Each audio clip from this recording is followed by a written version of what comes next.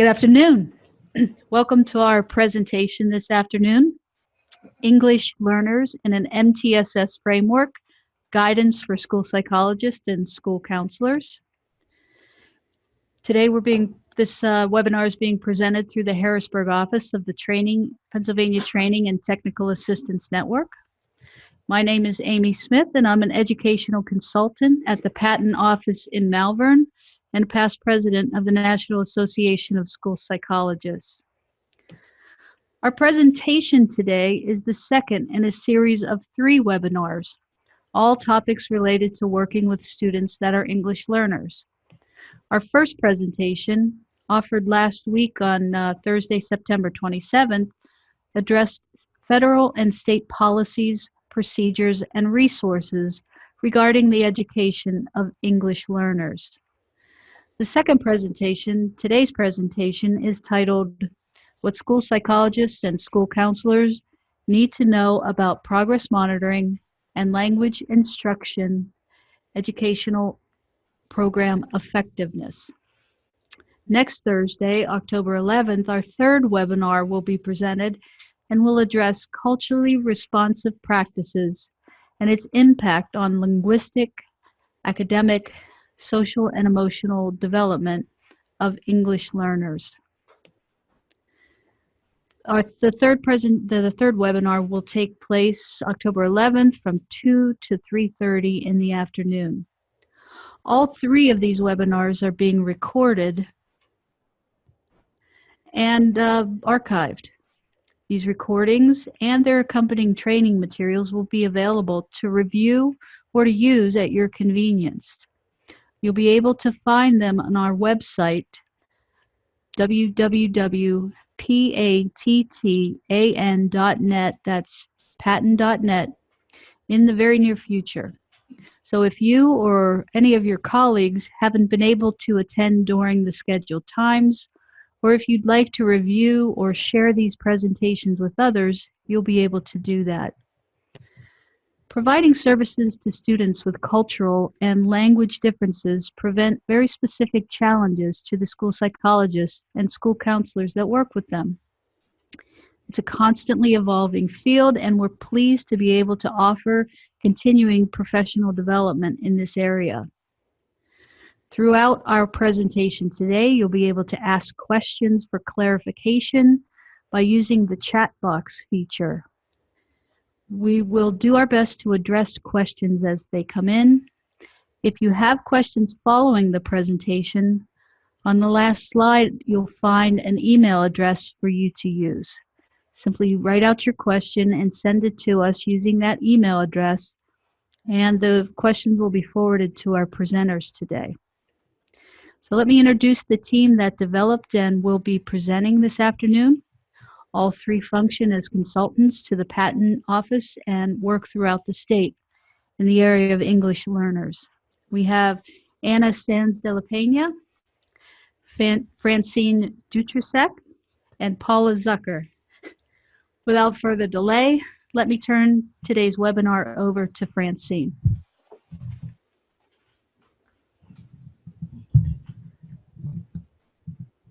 Good afternoon. Welcome to part 2, what school psychologists, school counselors need to know about progress monitoring and language instruction educational program effectiveness. The link to today's webinar handouts can be found in the chat box.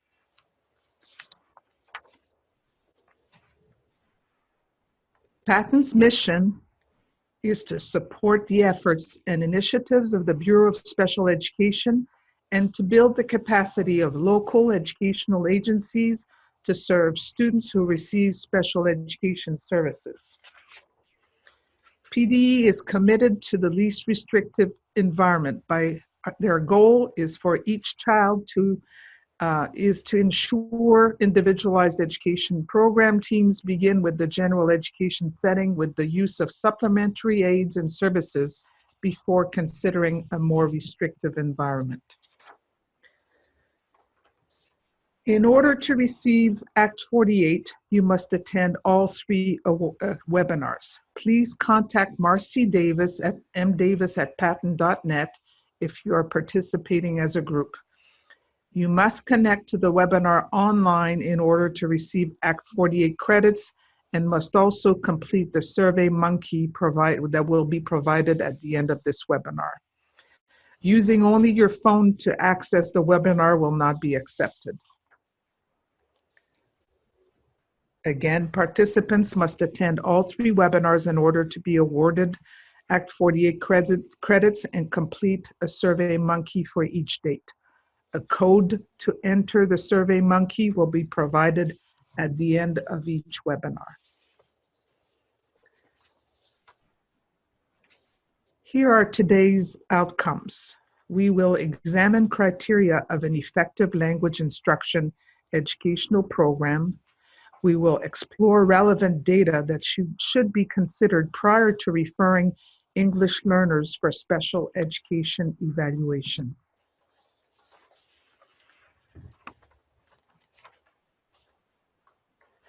In the first webinar, we tried to set the tone by giving you an overview of the culturally responsive educational system. In order to have one, educators must be knowledgeable of policies that affect their procedures at the school level. And that was our focus the last time. We looked at federal, state, and would recommend that you consider your local policies governing the education of English learners. Are all students having the right to an equitable and meaningful access to education? NASP has a position statement that supports what we have addressed in this presentation.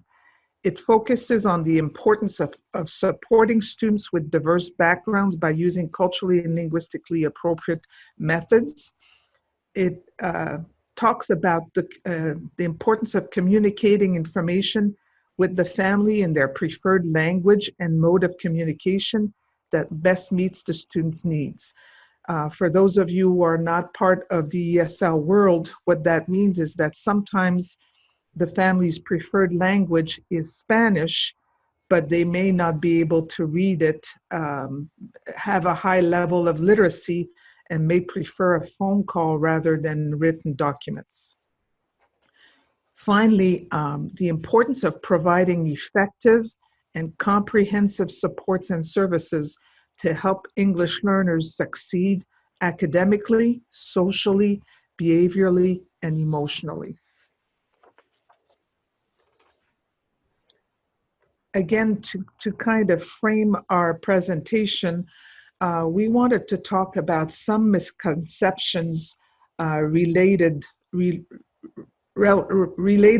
English learners and special education. Those are the 2 of the 3 are quotes. If ELLS are failing in general education, there is no harm in placing them in special education where they will receive individualized instruction. That is especially true in low incidence districts, but the research shows that ELLS in special education with learning disabilities demonstrate lower verbal and full-scale IQ scores after placement in special education than at their initial evaluations.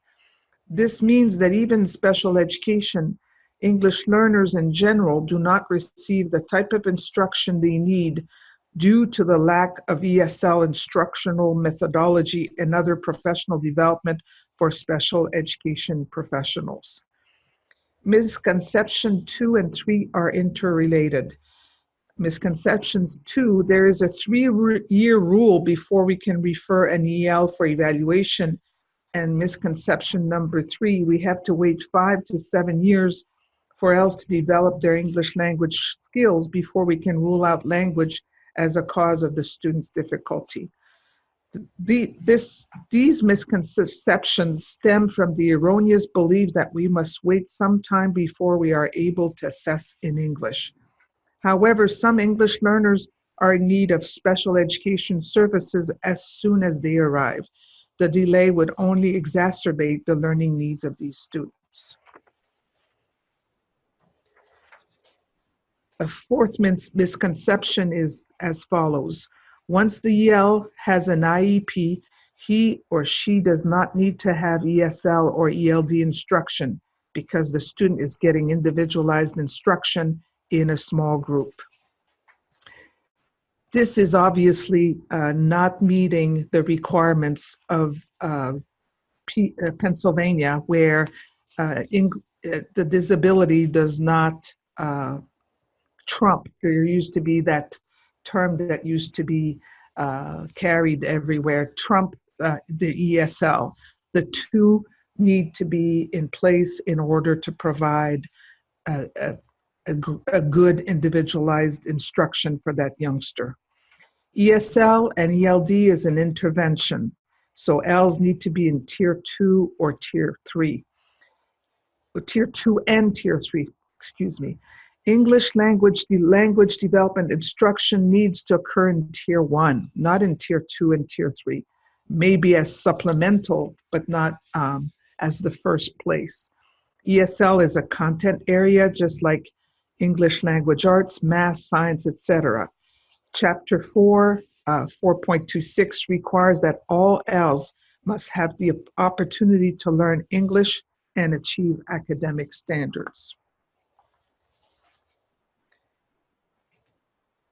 We also wanted to address disproportionality.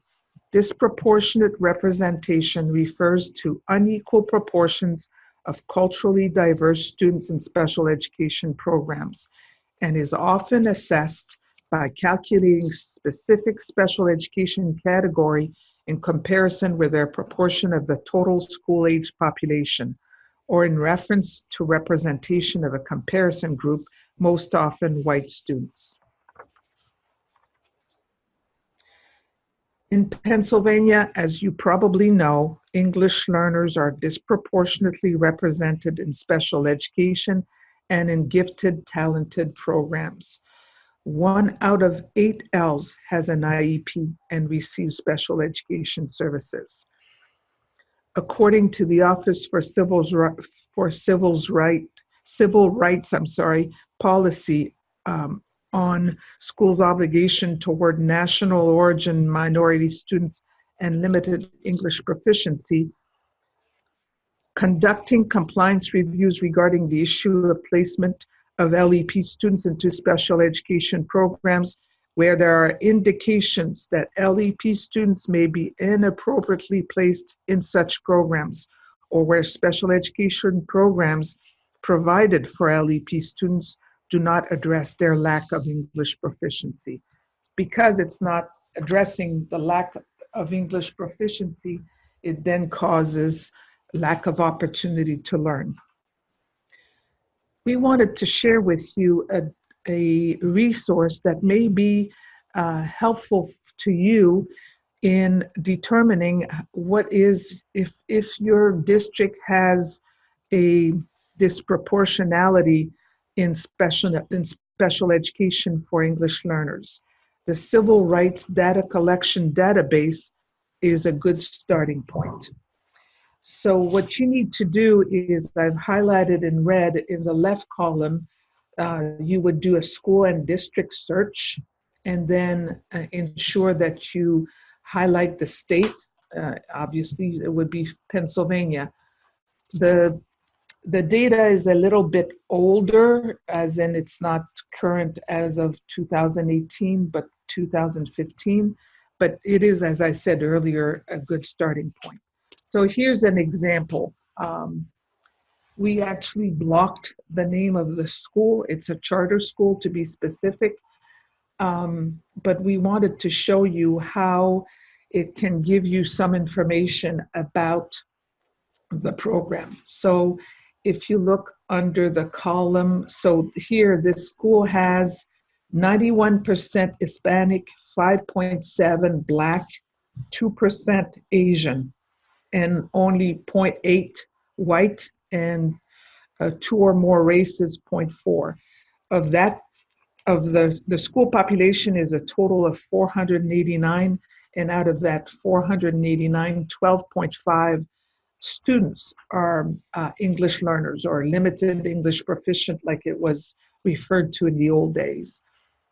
Out of 489%, more than a quarter of their population have been identified for special education. For my colleagues and I, that is a big red flag. That many, we don't know what they are. We're not sure if they're limited English proficient, but I would be willing to say that a good many of them probably have a dual label. They've been identified as an English learner and are now receiving special education services. So that would be one place to look at if your numbers are proportionate. Your English learners are not disproportionately identified for special education or underrepresented in gifted and talented. As a state in gifted and talented, we only have 2% of our English learners in gifted and talented, as opposed to 8% for native English speakers. In our experience across the state, we see districts that are not providing effective English language development or English as a second language instruction. Some ESL teachers are seeing their English learners for 15 minutes a day, or only 3 times a week, sometimes only once a cycle. So on day 5 of a 6-day cycle, sometimes it's offered by the Title I teacher who does not hold an ESL program specialist certificate, or offered in an ESL-friendly classroom where the classroom teacher has holds an ESL program specialist, but isn't teaching ESL or ELD for their English learners in that classroom. ESL has to be dedicated, it has to be intentional, it has to be of sufficient duration, of sufficient intensity in order to be effective.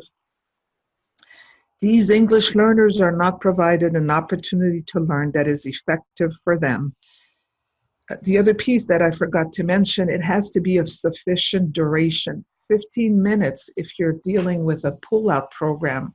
By the time you're pulling them out of the classroom and getting them to the room where you are having your ESL instruction, you've already eroded a few minutes from that time frame. When students are not making progress, we need to evaluate our program to determine if it is effective. Using the 3-pronged test in program evaluation of Castañeda versus Picard, the LEA should evaluate if the program is based on sound educational theory, having it of once a cycle, 3 times a week is not sound. It's not based on research. Sufficient resources are the resources provided for the ESL program commensurate with what is offered for ELA, for example. And again, with qualified teachers, that Title I teacher, even though she may be or he may be good intentioned, is not qualified to teach ESL because he or she does not hold an ESL program specialist certificate. Of the evaluation under Castañeda versus Picard is we need to do periodic program evaluation and look at our program as the first source of possible dysfunction before we start looking at students. In Pennsylvania, the largest number of ELLS who receive special education services are in the learning disability category. Our focus in this 3-part webinar will focus on the learning disability category because the majority of ELLS identified for special education are placed in that category in Pennsylvania.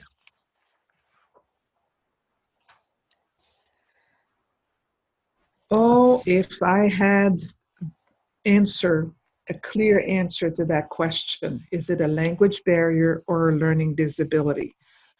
depending on so many variables. We need to look at so many variables as we try and determine if it is a language barrier or learning disability. The first step, however, is to answer the question answer questions concerning your core language instruction educational program. So by asking the following questions displayed on this slide.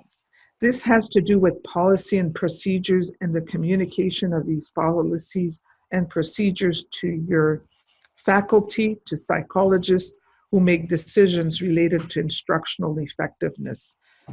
Does pupil services or special education departments have clear procedures for referrals and or evaluations of ELLS? In my other role with IU12, I often am asked to go do a child observation when it's an English learner where the school psychologist is uncomfortable in proceeding with the evaluation process. And here are some things that I have noticed. Often the content teacher will start wanting an evaluation process started when they have an English learner at level 3. That is when an English learner in English language development will be able to speak in full sentences, but will still lag behind in reading and writing, which are 2 domains on the Access for ELLS assessment. It's also typical to have the child observation be scheduled for a student in 3rd grade. And what we know about 3rd grade is that the demands of the academic demands become more steep, and English learners tend to start falling apart in 3rd grade when the program was not effective from the get-go. So those are things to consider as look at your LIEP, your language instruction educational program, and determine if those 3 bullets are giving you any information that is doubting the quality of your program. This concludes my section of this webinar. Paula will talk to you about what does an LIEP, an effective LIEP, need to look like for English learners.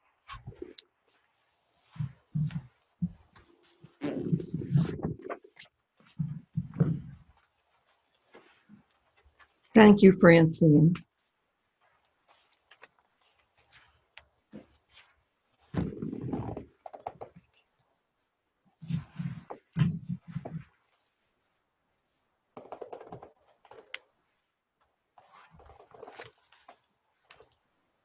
State Regulation 22 PA Code 4.26, with a focus on the education of English learners, declares that every school district shall provide a program for each student whose dominant language is not English, for the purpose of facilitating the student's achievement of English proficiency and the academic standards under Code 4.12, which relates to academic standards.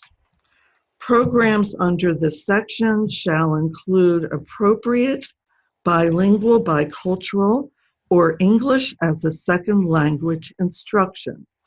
Under ESSA, this refers to the Language Instruction Educational Program, otherwise known as the LIEP.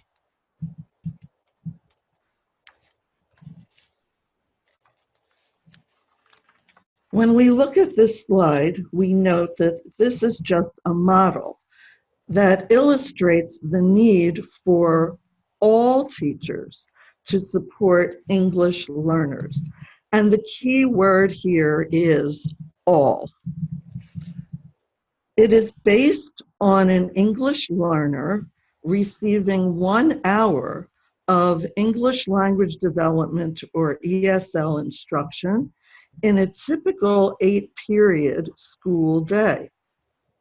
What happens during the remaining 7 hours of that student's school day? It is the responsibility, the charge of all teachers to support their English learners throughout the day. So we do that through scaffolded instruction, as well as a focus on language and content.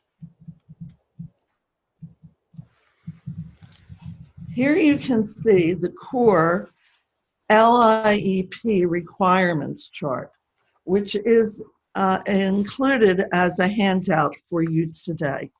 So you may want to refer to your handout for this section.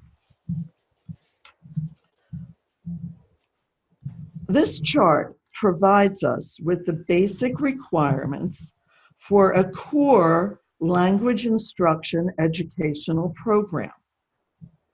I'd like to call your attention to the 3 columns you see on this chart.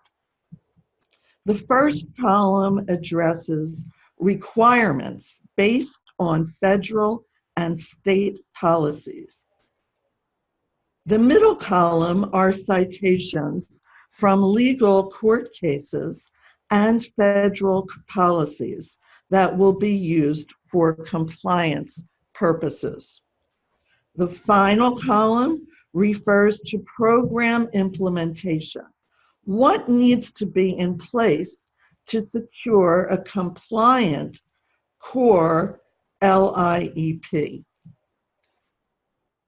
So if, for example, we look at requirement number 1 that focuses on identification of students for the LIEP, we can see in the middle column what legal references are pertinent to this identification. And then we see what it may look like within the program itself for implementation of the correct identification process. So it's important here that we are familiar with the home language survey, that we know how to include families in filling it out, that we train intake staff in our schools so that they know how to administer the home language survey, as well as asking the right questions during enrollment, and making our families feel secure and welcome in the new environment of the school. If necessary, it may be wise, and it would be wise, to include qualified interpreters for implementation of the home language survey. If we go down, I'm not going to go through every single requirement, but if you will please note that the requirements chart addresses assessment, instruction, ensuring integration, reassessment, and documentation as well. So you can see again the legal reference. Many of these were Supreme Court rulings, and then of course what it looks like within the program itself.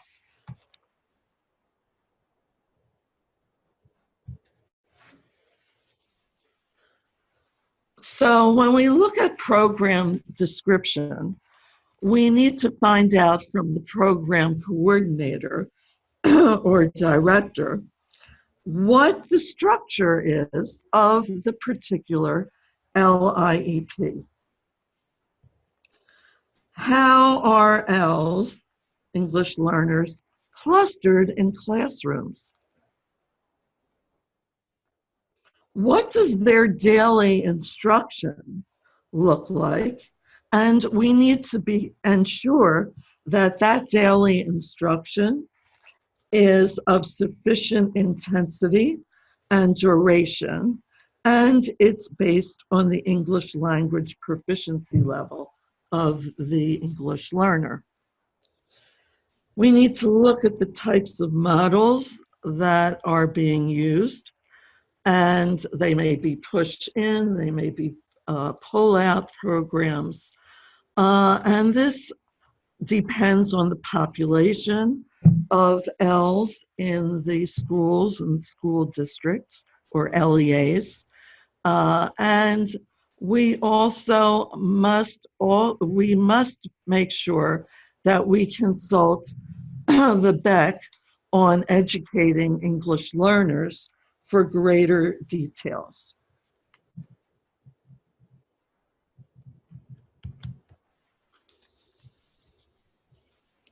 We're also aware that there are 5 Pennsylvania English language development standards. They all address communication. Standard 1 focuses on social and instructional language. So it states that English language learners communicate for social and instructional purposes in the school setting. Standards 2 to 5 address communication of information, ideas, and concepts in the content areas of language arts, mathematics, science, and social studies.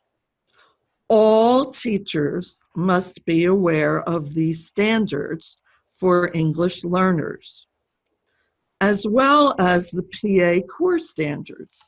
Because remember, for English learners, we focus on core standards as well as the PA English language development standards. And you did hear me say all teachers once again.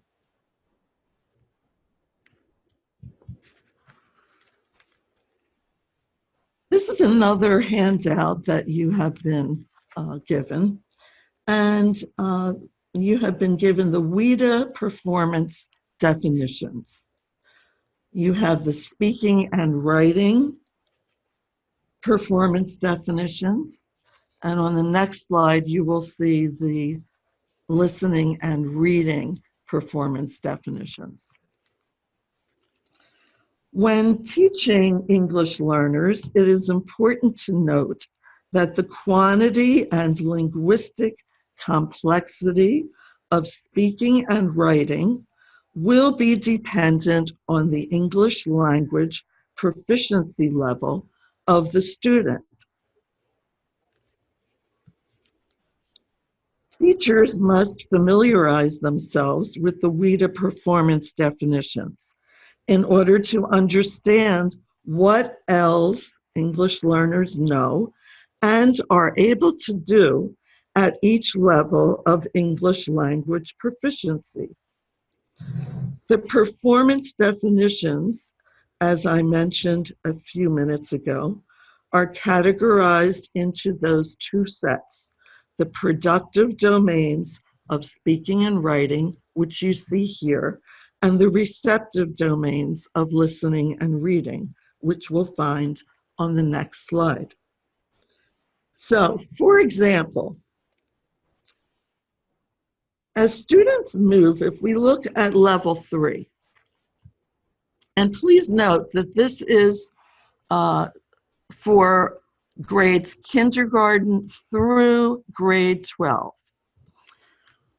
So, focusing on level 3, developing, The students can continue to develop their writing and speaking skills by producing short and some expanded sentences with emerging complexity, with repetitive grammatical structures and occasional variation using specific content language, which includes cognates and expressions. As students progress toward level 4, expanding, production of short, expanded, and some complex sentences using a variety of grammatical structures with specific and some technical content area language should be a focus. And we can use this information to develop our objectives and to not overwhelm students by looking at the wrong proficiency level for our scaffolded instruction.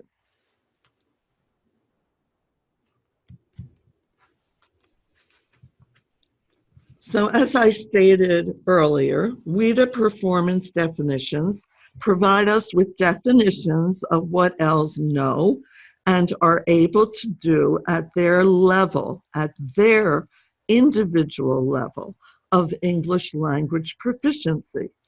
It provides us with the appropriate pace for instruction and assessment. Performance definitions, as I said before, should be used in creating objectives for the lesson at hand and support us in providing meaningful scaffolded instruction.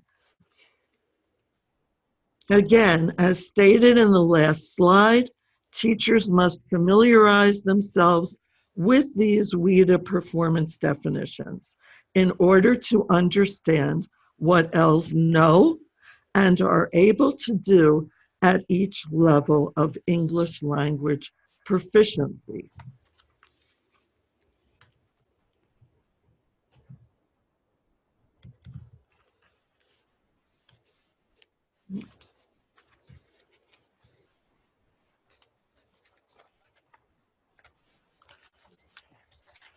I think I skipped a slide. I'm sorry. Yes. So, how do we know if they are making progress or not making progress? Well, ELLS are assessed using state-mandated English language proficiency assessments. First, for placement, the WIDA Access Placement Test, or the WAPT, may be used, as well as the WIDA Screener. To measure progress, annually, the Access for ELLS is given to all English learners throughout the Commonwealth of Pennsylvania. Both assessments are aligned to the Pennsylvania English Language Development Standards. It is important to focus on the scale scores for measuring progress in English language development.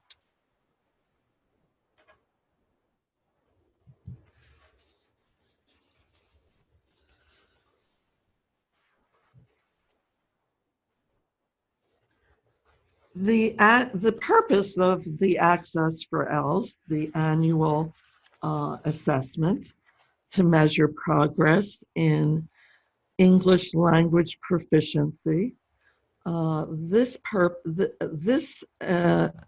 assessment is administered yearly, and it serves as a criterion to aid in determining when ELLS have attained language proficiency that is comparable to that of their English proficient peers.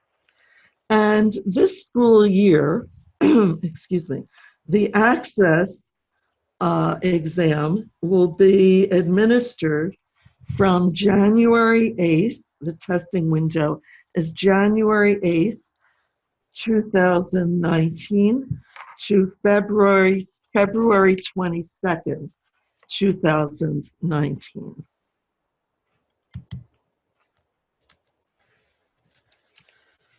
The Access for ELLS measures progress in the development of English language proficiency in the language domains of listening, speaking, reading, and writing.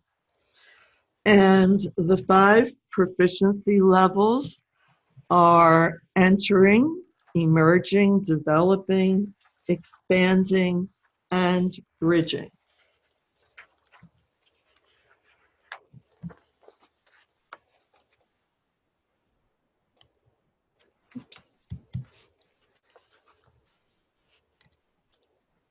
This is a sample individual student report that can be found in your handout on page 19 of the WIDA Spring 2018 Access for ELLS 2.0 Interpretive Guide for School Reports.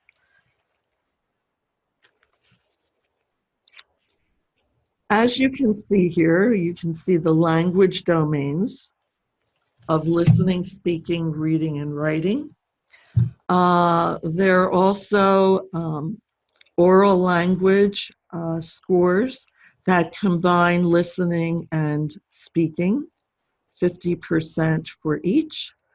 Literacy score that includes reading and writing, 50% each domain. Comprehension score that includes 70% reading and 30% listening. And then the overall score, the composite score. And you can see the breakdown there as well. So in the next column, you see the proficiency level. And more importantly, we can see the scale scores in the right column. And again, these are important to note as we measure progress or lack of progress. Please remember that the WIDA is a tiered test that's administered as either tier A, B, or C. And there are also grade clusters to note. So that's why the scale score is very important. That takes into account the movement of students from one tier to another, as well as one grade group to another.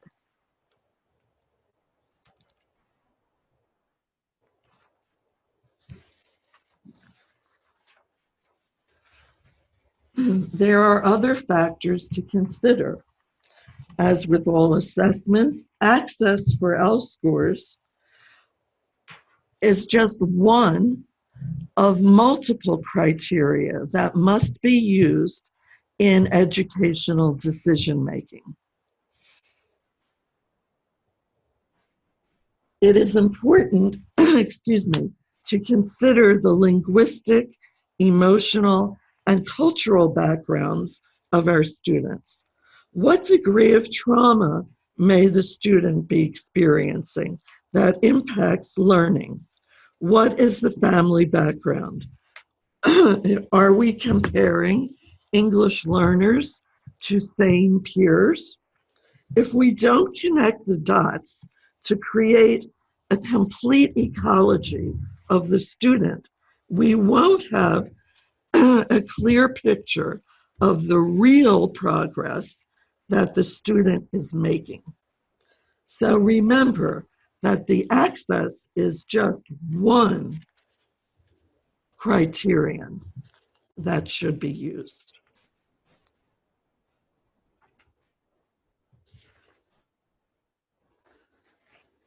We must ensure that all students are provided with scientifically validated instruction delivered with a high degree of fidelity to the curriculum.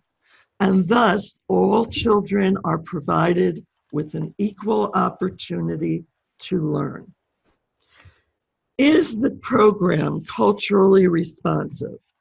Is instruction scaffolded to meet the needs of the individual students? Is immediate, gentle feedback offered? Is there a focus on the PA core standards as well as the PA English language development standards?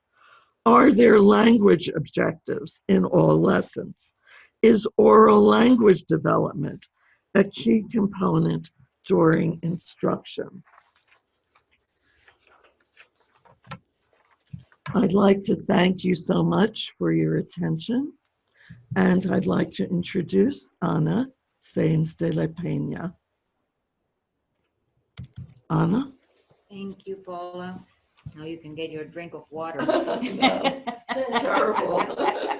I'm sorry. Okay.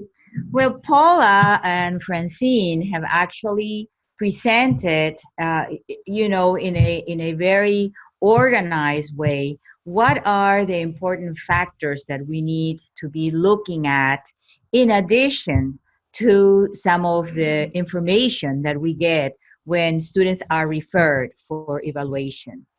It was important to look at the factors or the characteristics of an effective program. Okay, our new title that we have for language instruction educational programs, LIEP, and the elements that are so important for us to consider. Francine showed a slide in which it says, that students who attend school districts, ELS who attend school districts with small numbers of English learners are usually, the ones that are referred the most. Another issue that Artilis discovered in his research was that if you have school districts who have a limited amount of time of English language development classes or ESL classes, those are the ones that will actually refer more students to be evaluated in special education, or for special education. So keep that in mind, the importance of not only knowing what is required for you as a psychologist or a counselor to take a look at in regards of the gaps that a student may bring, but also look at the system, look at how the programs have been articulated. That's why it is so important.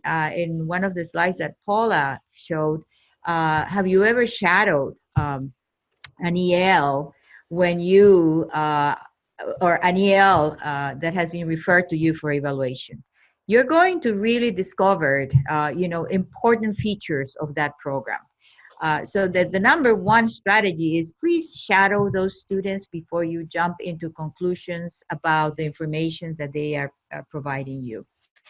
Now, on the screen, you have a very important tool. The Office of English Language Acquisition, OELA, in some of the most important pieces that they have really advocated to give our field the tools necessary for us to use in implementing programs that are effective, has this toolkit booklet that you can download completely at the address that you have there on the bottom of the slide.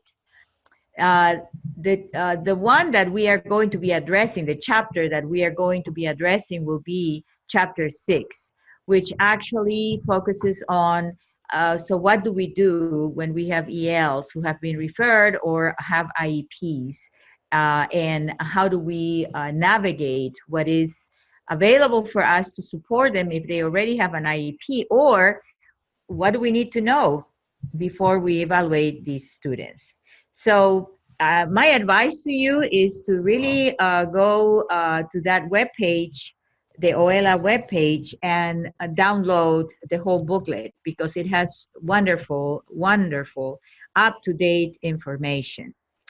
So in an article from NCRES called A Cultural, Linguistic, and Ecological Framework for Response to Interventions with English Learners, this quote is so important for us to understand, that there are factors, okay, that are important to consider, when we talk about ELS, and that is second language acquisition, how the program really work together to develop not only the linguistic component that these children need to have, but also how are they developing the academic component, and how they need to really master both in order to be successful, and how are we progress monitoring these developments in an equitable and appropriate way. That is also an article that has a lot of information regarding, culturally responsive practices. Among the wonderful resources that we have from OELA in the toolkit, for the first time, I really, after so many years in the field, I was so happy to see that OELA has given us some sort of indicators to navigate whether it is a language issue or is it a disability. This is just a snapshot of some of the charts that they are offering. So first, in the first column, you see the learning behavior manifested. The second column is indicators of a language difference due to second language acquisition. And the third column is indicators of a possible learning disability. Why is this important? Because they have actually given us some pointers to help us make those decisions.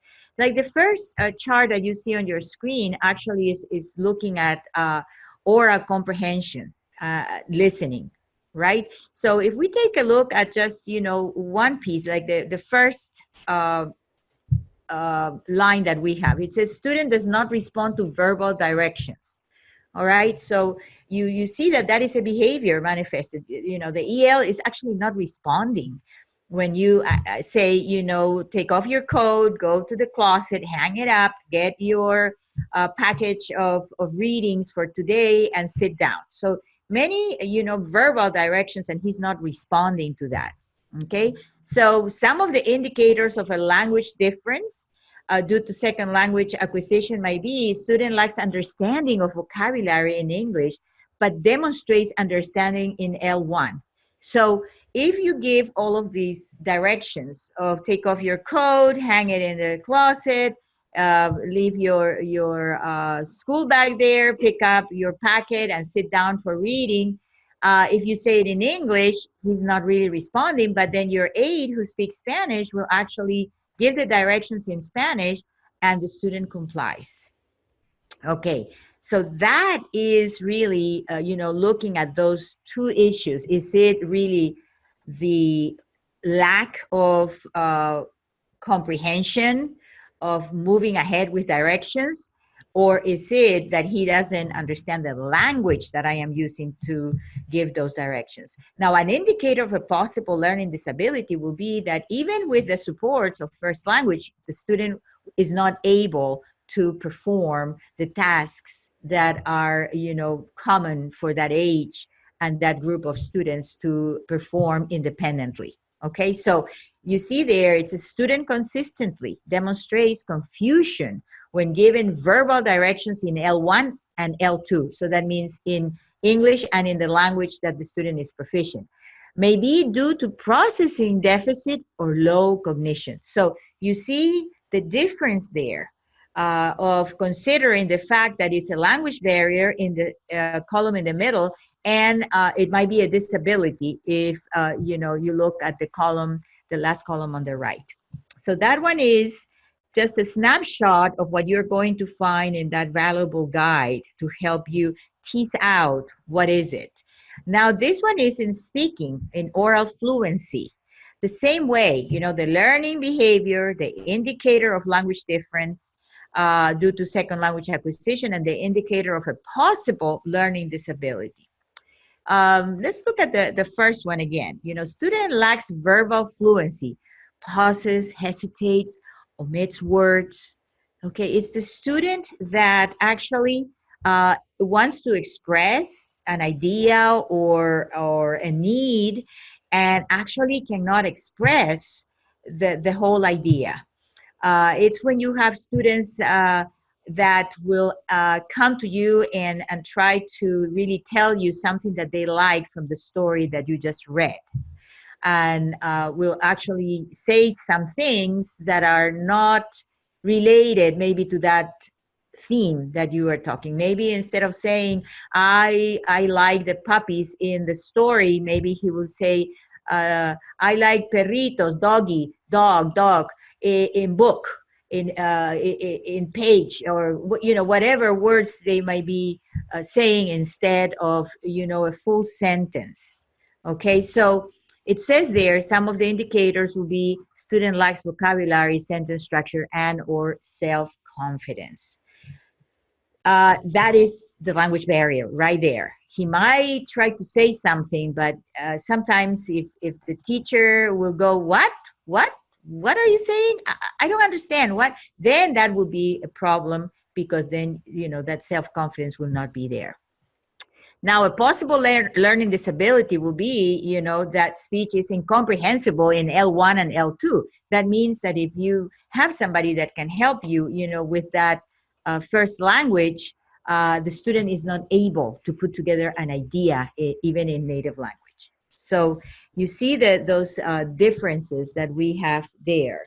And the important part here is for you to use these guides as a way to help you understand what will be a language barrier and what will be a learning disability.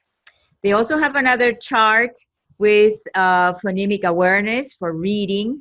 As you know, most of the time your referrals will come to you due to lack of, or the student is not demonstrating grade level reading comprehension, or is not really moving ahead, like the other peers, and therefore that's why they are referred for an evaluation. There's a discrepancy between the what is required for him at grade level and what he can do actually, in reading.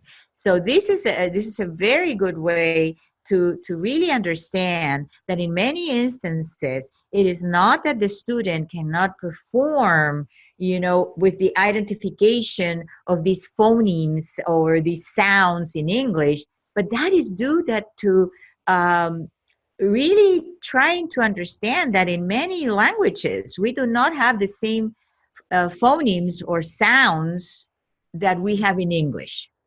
There are certain sounds that, because they do not exist in the first language of the student, and nobody's teaching them how to produce those sounds, then that becomes really a tremendous gap for students to learn to decode. So that's why you have ESL teachers, to really understand that those areas need to be addressed during ESL instruction, but also content teachers or classroom teachers need to comprehend that it will take a little bit of time for students to really acquire or master the production of certain sounds. So be aware that here they give you some tips to understand that it is not so much that they cannot decode, they cannot produce the sounds, they cannot really, be able to have that fluency in the sounds. And that is with instruction and practice, they will overcome that. Now, a disability will be that they have the same problem in L1. They have the same problem in their native language. They are incapable of producing certain sounds in their own language. In reading comprehension, which is, again, a way to really indicate that a student is not making progress, is usually focusing on, can he comprehend the text that we're dealing in the classroom? And again, that goes back to, can he actually comprehend everything that is only in English, or does he have the same, he or she has the same problems when it is, you know, reading text that is in L1. So as you see, we are talking about students most of the time here that are students who are at lowest levels of English language proficiency. But in reading comprehension, I have to let you know that many students who have been in this country, or some of them who were born here and started kindergarten speaking another language, reading comprehension is a big, big issue for ELs who are in 3rd and 4th grade. And the reason for that is the lack of a coordinated program with their literacy development. ESL programs or ELD programs need to be coordinated, there has to be a lot of collaboration between that ESL teacher and that literacy teacher, because the lack of reading comprehension in 3rd and 4th grade is due to lack of opportunities to learn vocabulary and lack of opportunities to develop strong decoding skills. Many students who were born here, who started kindergarten speaking another language, maybe when they get to 3rd grade, they do not have enough vocabulary to comprehend what they are reading. So be aware. That's why these charts are so important. And of course, as you know, many studies in psychology show you that if you come literate, and you have a good grasp of literacy in your first language, your chances of becoming literate at a faster rate in that second language are greater than when you do not have reading skills in that first language. That's what happened with our children who were born here, because they didn't have an opportunity to develop literacy skills nor a strong vocabulary and a linguistic foundation in that first language or that dominant language. And now they come to us with bits and pieces of that language that's spoken at home. Plus, we also notice that they can function socially, maybe with some English that they learn from their brothers and sisters or their neighbors, or because they watch TV a lot. So they come with bits and pieces of one, bits and pieces of the other. So how do we strengthen really, English in order for them to be able to be successful in comprehension and vocabulary? How do we increase the exposure to more vocabulary as well as to more activities to appropriate that language? As a psychologist, please be aware that you need to ask when the student started school, if it's a 3rd grade or 4th grade referral, was the student born here, or did he actually came here when he started kindergarten? So all of those are part of what Paula talked to you about the ecology. This other chart, which is excellent for writing. So what happens with writing? Writing is a skill that we also use to make our decisions about whether students are moving ahead or are progressing at the same rate as others, right? So we have put a lot of emphasis on writing now as a way to really tease out, the discrepancy model, or how many grades you are behind and whether you will benefit to enter the special education program. Well, in this case, this chart will actually give you, some of the errors that are very common when students come from a different language background. Like I am an EL, and I make errors sometimes in my writing, especially prepositions. I mean, those are killers for me.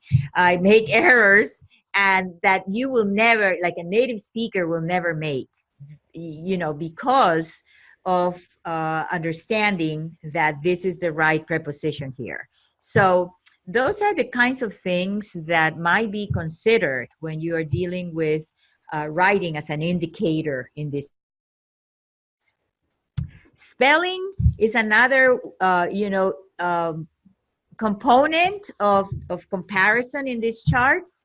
Very interesting because sometimes I have seen, you know, through my experience that many of our second language learners are sometimes better spellers than native speakers. And that is because we actually go back to our first language to either remember how words work or, you know, trying to really sound it out in another language and then remembering these words. But sometimes there is language interference. That's the first part that is addressed there, which is, you know, students will borrow sounds from your first language and then, you know, introduce it to their second language. Yes, there is a process sometimes of language transition that you really go back to your first language in order to fill in the gaps when you're learning a second language. That is very common for second language learners' process of learning, you know, spelling and certain patterns. In the area of mathematics, there's also, you know, since we have MTSS, in the area of mathematics, what we have seen is definitely that we need to start also collecting data to see how students are mastering the concepts in math. In many instances, again, you know, you have your learning behaviors, you have your indicators, and also the possible learning disabilities in that area. So the important part of these charts is that they provide us with some guidance. They provide us with some pointers to take a look at and before we make any kind of decision. Remember that in many instances, if you come from another country, you know, the metric system is going to be something that you bring as part of your repertoire. But here, it's not the metric system. So it is one transition that you need to really make, because if somebody speaks to you in, you know, in meters as opposed to yards, as opposed to miles and kilometers. So that is going to be something that there's going to be a transition. And the interesting part of this is that sometimes that difficulty is paired up with an inability to do something, when indeed it is not that. It is actually a process of changing or transition some of the concepts in mathematics into the new ways or the new requirements. Most of your ELs, when you look at mathematics, are going to have lots of problems to provide feedback in the reasoning component now of mathematics. Like, children need to provide you with a verbal or sometimes even in writing, you know, the way they have reasoned in order to come up with an answer to a problem. There they will need a lot of support, because that reasoning component might be different culturally than the way that somebody will solve a problem. So we need to be open to all of this. Some teachers will consider that like, oh, he cannot do it our way because he can't think that way. Well, actually, it is, again, it's a transition. And sometimes it is interesting to hear how people from diverse backgrounds actually solve problems. The whole idea is to be a little bit more open to innovation there. But again, you know, there could be a possible learning disability when you see the third column. Handwriting is another piece. Remember, not all of our ELs come from the same kind of alphabetic principle or alphabet. We are getting more and more students who come from, you know, from that they use a different, how do we call it, characters instead of letters. You know, Chinese, Koreans, Japanese, they have characters. Arabic has a total different way of going. Instead of writing from left to right, they write from right to left. So students cannot copy words because there is a transition to really get into that mode. Even the way they cut is different with Arabic students. You know, the way they hold their scissors is different. So there are issues that we have to consider when we talk about ELs and learning disabilities. So these charts are fabulous for that. The behavior chart is also important. And as we have always said in the area of behavior, we need to understand that there's culture shock. The student might look like he's not motivated to be in school. It's a process. Please do not feel that students that put their head down, it's because they are not motivated or they don't want to do the work. If you will sit down for 2 hours when somebody is speaking only Japanese and you don't understand a word of what they are saying, you will also put your head down after the first 40 minutes or maybe even less. So consider those issues of behavior as cross-cultural. Many students are misunderstood in the way that they do certain things, and they have been referred for disciplinary measures when indeed it's just a different way of doing things. Talk to your students, teach them the rules, teach them what expectations do you have from them, from even the perspective of raising your hand. That is something that is so American in participating in an orderly way in a classroom.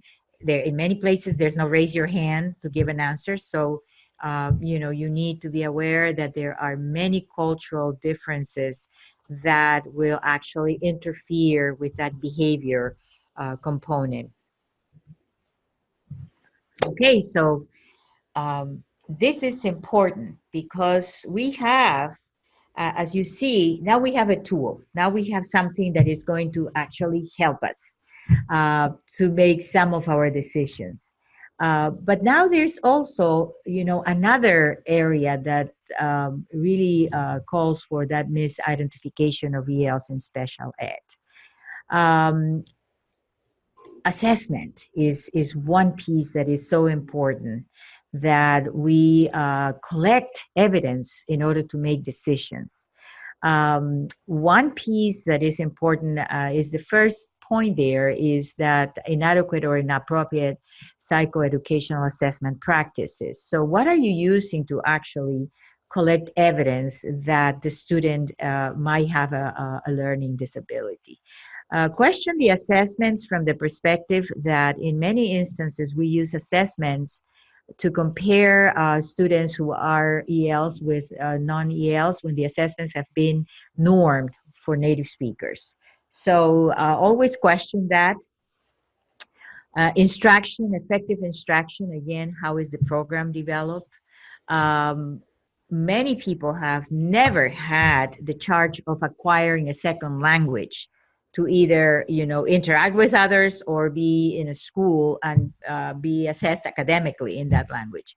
So our lack of understanding of second language acquisition and our lack of understanding of how that plays a role in the way that we actually behave or acquire or learn in school has really made us very ineffective sometimes when we had to identify ELs for special ed. Okay.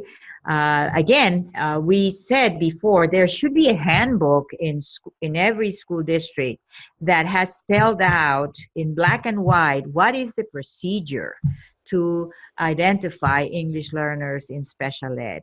What is the procedure to what safeguards do you have before you actually refer students for special education? In many instances, that's what is lacked.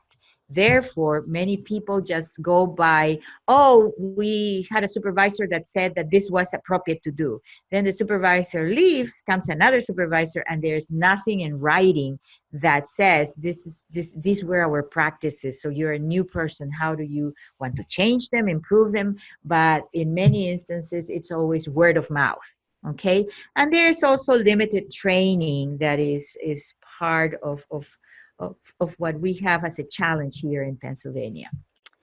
I have been reading a lot from Rose, Ochoa, Ortiz. These are, you know, like big names. Most of you psychologists probably know Dr. Ochoa and Ortiz and Rose. They have actually published several articles and books in regards to assessment. And why is it so important to understand that tests are culturally loaded?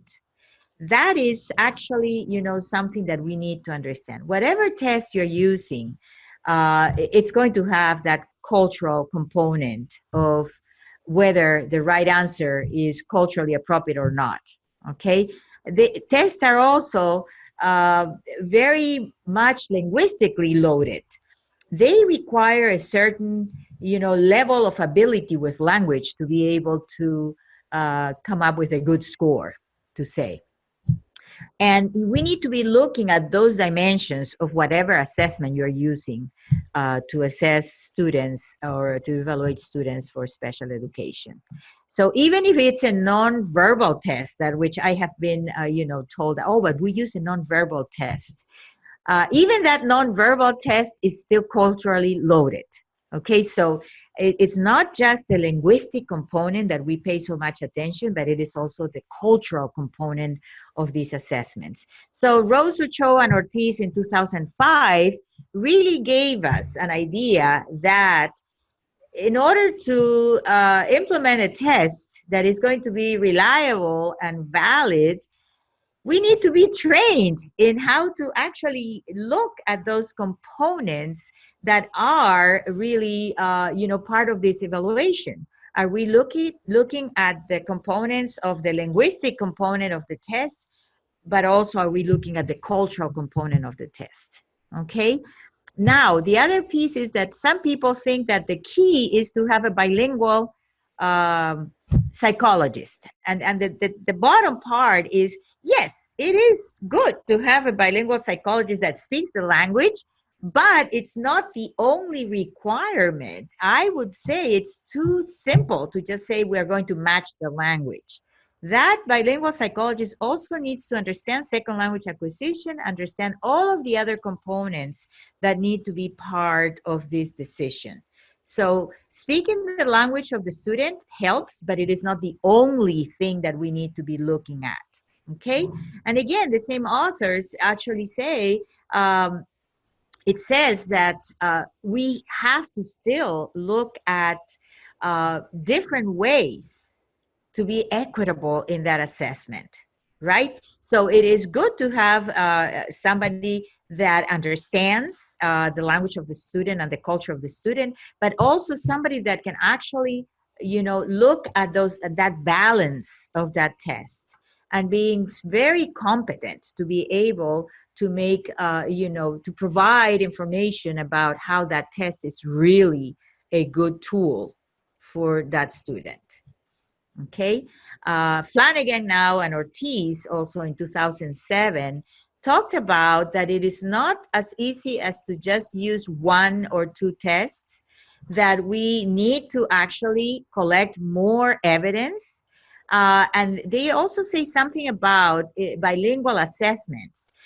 Some people say, but this test has been translated to Spanish, which is, you know, the most commonly piece. So translated to Spanish is not the only part that you need to be looking at. Okay, so it says, remember, linguistically appropriate assessment is only a small part of the equation. I always keep that in mind when I get that question. So in order to provide the data that is necessary to make decisions, you have to understand that this chart was so good from Flanagan and Ortiz. It says that evaluate cultural and linguistic differences.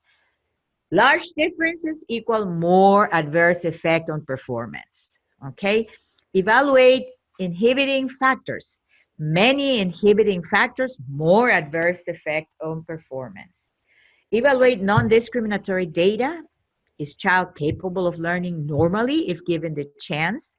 That's opportunities to learn. If we have opportunities to learn, this child, can he learn actually with those opportunities, with those scaffolds? And it says there, less opportunity equals lower probability of disability. So if your ESL program is only providing 20 minutes 3 times a week, then that cannot be really a factor that is so big to say this kid has a disability. No, that's less opportunity usually is, you know, the key there to provide a fact that is not going to really tell you that you have a problem with that child. Okay, so support conclusions using different data, multiple indicators. Do look at more than just one assessment or two. Collect evidence through interviews with parents, interviews with students. It's always good to start with the idea that functioning is normal unless the data clearly demonstrates otherwise. So, you know, think about that. This chart here that is coming up in your screen is so important, and it's almost like for closure now, okay? So the first 8 components there, we need to assess with the purpose of intervention. We need to assess to find the gap so we can teach to the gap. We need to assess with authentic and alternative procedures. We need to assess and evaluate the learning ecology. How is this happening in what environment? And who are, you know, the actors in this environment? Assess and evaluate language proficiency. Remember, that's why Paula showed you the performance definitions. You need to know, am I talking about a student that is a level 1 or a level 5? There's a big difference between those 2 levels, okay? Assess and evaluate opportunity for learning. Are they getting opportunity to learn? Assess and evaluate relevant cultural and linguistic factors. Evaluate, revise, and retest your hypothesis. Determine the need for and language of formal assessment. If we do all of that, what we are doing actually is your MTSS. This is what MTSS framework is all about. Now, 9 and 10 is post-referral. So once the student has been referred, reduce bias in traditional assessment practices, support conclusions via data, convergence, and multiple indicators. I think that this is very much a very good way to look at the possibilities and how we are looking at our students from the perspective of evaluation and from the perspective of doing what is equitable and what is the right thing to do for English learners. NASP recognizes the critical importance of establishing best practices in the provision of school psychology services when working with English learners.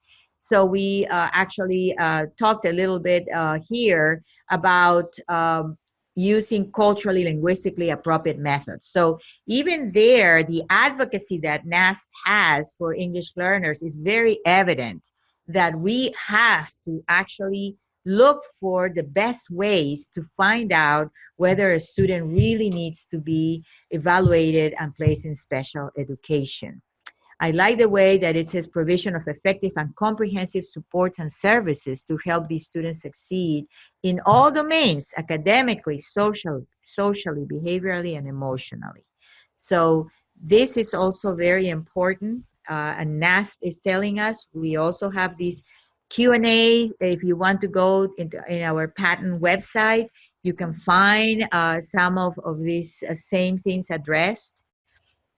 But it's always good to know that NASP is always on top of the advocacy for all students. So with this, we have concluded our webinar. We have, you know, if you would like to send us more questions, you can always do that via that email from Dr. Victor Rodriguez Diaz that is at the end of this webinar. Today's code for your Survey Monkey I am going to leave this on the screen because you have to write down the SurveyMonkey address. Once you click in the address, then the code for today's webinar is ELD. Okay, survey available through October 10th. It will close at 4 p.m. And I am going to leave this for maybe 1 minute, and then we will continue with the rest.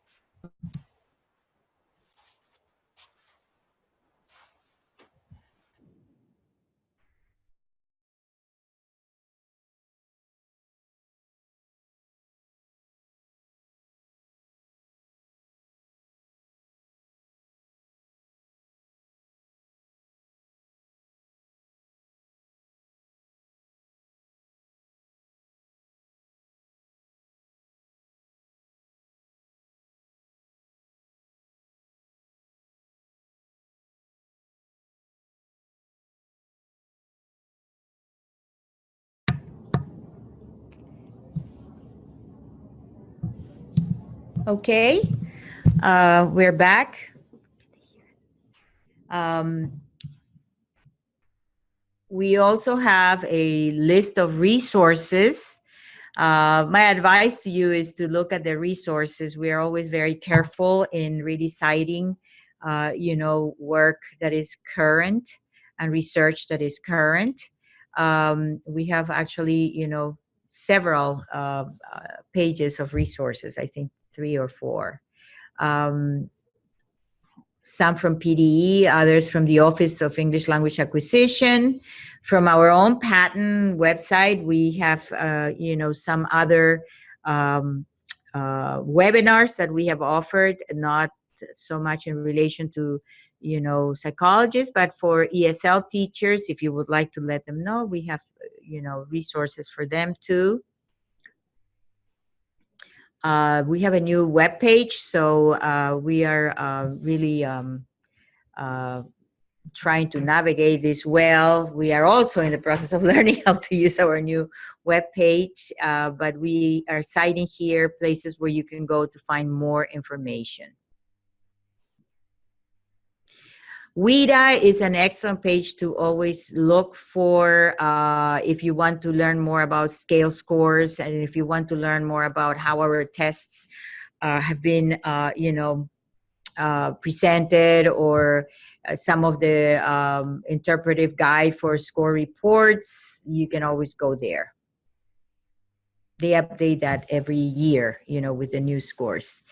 If you have any questions or suggestions, please do not hesitate to send an email to Dr. Victor Rodriguez Diaz, and we will make sure that we will answer your requests.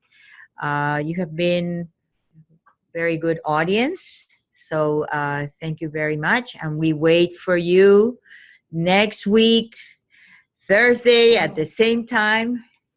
Okay, we will be here. Yes, October 11th, we will be here again to provide you with the last part of this project. Thank you very much.